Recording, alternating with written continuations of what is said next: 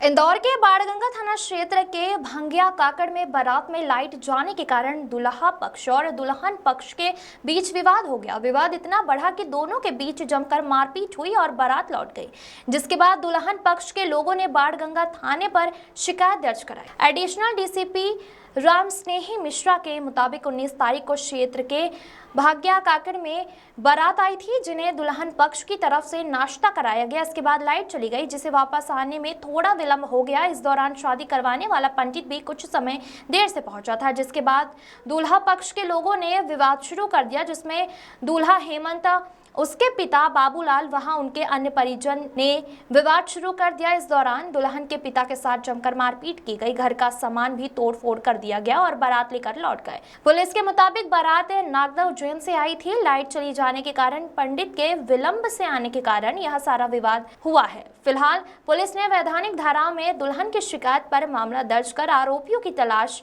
की जा रही है। हार्दिक प्रजापति की रिपोर्ट। सर, बाणगंगा में शादी समारोह में विवाद की सूचना मिली थी, क्या पूरा मामला है? हाँ, 19 तारीख की दरमियानी रात पर एक बारात आई थी भांगिया काकड़ इंदौर में। तो उसकी फरियादिया जो है शिवानी परमार, उसके द्वारा एक एफआईआर करवाई गई है कि रात में बारात आई हुई थी। बारात को नाश्ता वगैरह करवाया गया। लगभग 11:30 बजे लाइट चली गई। उस पर से दूल्हे हेमंत, उसके पिताजी बाबूलाल कैथवास और उसके मामा और एक अन्य व्यक्ति के द्वारा उनके पिताजी के साथ मारपीट की गई और मारपीट करने के बाद बारात को वापस ले गए। जो बारात है वो नागदा उज्जैन से आई हुई थी। उस पर से प्राथमिकी दर्ज कर ली गई है घर में घुसकर के मारपीट की धाराओं में, और आरोपियों की गिरफ्तारी सुनिश्चित की जा रही है।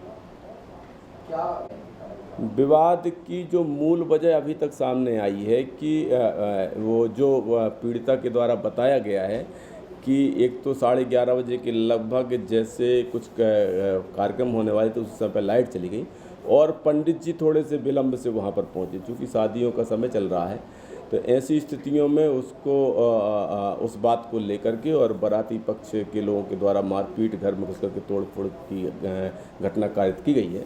ऐसी तथ्य अभी तक सामने आए हुए हैं। नहीं, ये उनको सबसे पहले फ़ोन किया गया था। उन सारी परिस्थितियों में चूँकि शादी विवाह की बात थी, तो बाराती पक्ष से ही बात की गई थी, लेकिन उन्होंने तत्काल शहर को छोड़ दिया और वो उज्जैन नागदा भागे हुए हैं। हमारी टीम लगी हुई है, जल्दी गिरफ्तारी सुनिश्चित की जाएगी।